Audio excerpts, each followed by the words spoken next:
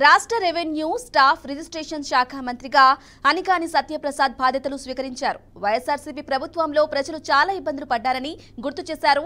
ఇప్పుడు ఇబ్బందులు లేకుండా చేస్తామన్నారు. గ్రామంలో జరిగిన సర్వేపై విచారణ చేస్తామన్నారు. రెవెన్యూ వ్యవస్థ ప్రక్షాళన చేసి ప్రజలకి సులభంగా పనులు చూస్తామంటున్న రెవెన్యూ మంత్రి అనికాని సత్యప్రసాద్తో మా ప్రతినిధి శ్రీనివాస్ ఫేస్ టు ఫేస్. నూతన మంత్రులంతా కూడా పదవి బాధ్యతలు స్వీకరిస్తున్న పరిస్థితి. సచివాలయంలో ఒక పండుగ వాతావరణం అయితే నెలకొని ఉండడం జరిగింది. అయితే ప్రస్తుతం మనం రెవెన్యూ స్టాంప్స్ అండ్ రిజిస్ట్రేషన్ శాఖ మంత్రి అనగాని సత్యప్రసాద్ గారి వద్ద ఉన్నాం. సార్, ముందు కంగ్రాచులేషన్స్ సార్. రెవెన్యూ శాఖలో ఎటువంటి సంస్కరణ తీసుకురానున్నారు? గత ప్రభుత్వంలో జగన్మోహన్ రెడ్డి ముద్రలు కూడా వేశారు పాస్బుక్స్ పైన, వాటిని ఏమన్నా రూపుమాపే అవకాశం ఉందా?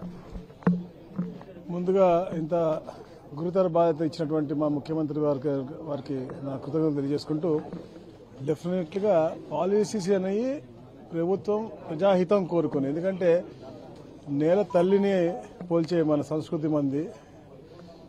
సో మంచి కార్యక్రమాలు చేయాలి, రైతులకి ప్రజలకు మంచి కార్యక్రమాలు చేయాల్సే విధంగా ఈ ప్రభుత్వాలు నడుచుకోవాలి. కానీ గత 5 సంవత్సరాల్లో రైతులకి ప్రజలకి హాని జరిగే విధంగా వీరు ఒక నూతన పాలసీలు తీసుకొచ్చి పేదవాళ్ళకి పొట్టన కొట్టి కేవలం వాళ్ళ అనువాయులు బాగుపడే విధంగా కొన్ని కార్యక్రమాలు చేశారు. వాటిపైన గత 5 సంవత్సరాలు జరిగిన అవినీతి కానీ, అలాగే కబ్జాలు కానీ అటుపైన తగిన చర్యలు తీసుకుంటాం. కఠినంగా ఉంటాం. మా హయాంలో ఎప్పుడు అలాంటి జరగనీయం.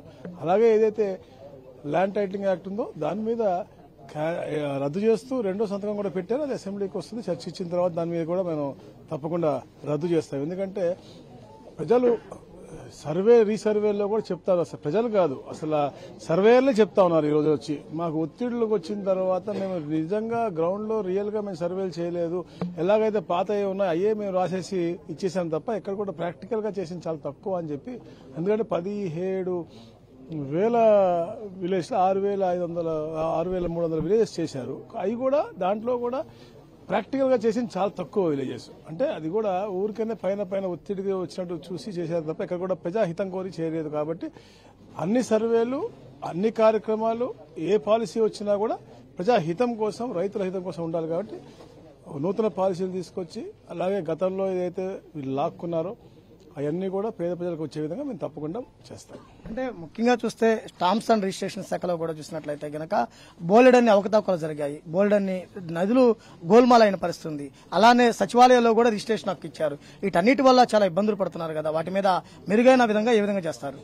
స్టాంప్స్ అండ్ రిజిస్ట్రేషన్స్ వచ్చి మన అది డిఫరెంట్ సబ్జెక్ట్. దాని నుంచి రెవెన్యూ జనరేషన్ తో పాటు పేదలకు ఎక్కడ కూడా, అంటే సామాన్య ప్రజలు వెళ్తే ఇమీడియట్ గా రిజిస్ట్రేషన్ ఫాస్ట్, అంటే చాలా ఎట్లయితే మన పాస్పోర్ట్ కి మనం వెళ్తామో, మనకి ప్రైవేటీకరణ ఉన్నప్పుడు ఎలా అయితే టీసీఎస్ వాళ్ళు తీసుకుని ఇమీడియట్ గా మనకి పాస్పోర్ట్ ఆఫీస్ సంతకం పెడతారు, ఆ విధంగా ఉండే విధంగా. ఇక్కడ ప్రైవేటీకరణ గురించి నేను మాట్లాడలే, కానీ ఎక్కడున్నా కూడా స్పీడ్ ప్రాసెస్ అనేది ఉండాలా. ఇక్కడ కొన్ని ప్రాసెస్ లో దీని మూలంగా డిలే అవుతా ఉంది. దానిపైన అధ్యయనం చేసి తప్పకుండా ప్రజలకి అంటే స్పీడ్ గా మంచి కార్యక్రమంగా ఎక్కడ కూడా ఇబ్బంది లేకుండా, అది కూడా సర్వర్లు కూడా చాలా స్లోగా ఉన్నాయని చెప్పారు మా రివ్యూలో.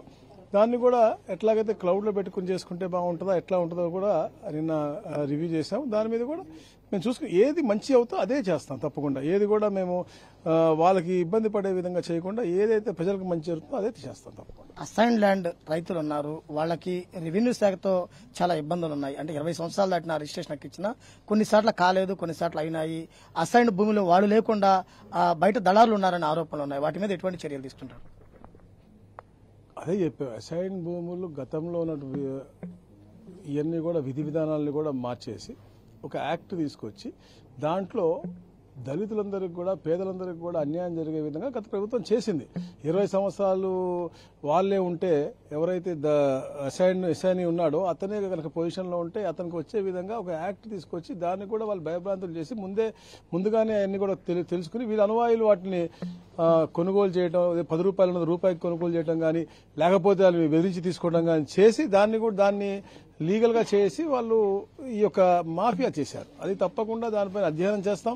ఎక్కడైతే తప్పు జరిగిందో కఠినంగా వారిపై చర్యలు కూడా తప్పకుండా తీసుకుంటాం. దాన్ని ఇంకా స్టార్ట్ చేసాం. ఇప్పుడే మేము చూడాలి, మా ప్రభుత్వం వచ్చి ఇంకా 10 రోజులు అయింది. తప్పకుండా ఇవాళ అజ్యూమ్ చేశాం కాబట్టి ఏదైతే శ్రీకాకుళం, అమలాపురం, విజయనగరంలో ఎక్కువ జరిగిందో ఆ ప్రాంతంలో కూడా అధ్యయనం చేసి ఎవరైతే అసైన్ భూముల విషయంలో కూడా తప్పు చేశారో అవన్నీ ఎలా ఇచ్చారో అవి కూడా అధ్యయనం చేసి తప్పకుండా ఎక్కడైనా తప్పు జరిగితే మాత్రం తప్పకుండా వాళ్ళ దగ్గర నుంచి వెనక్కి లాక్కుని పేద ప్రజలకు ఎవరికైతే అది చెందుతుందో వాళ్ళకే చెందే విధంగా మేము చేస్తాం తప్పకుండా.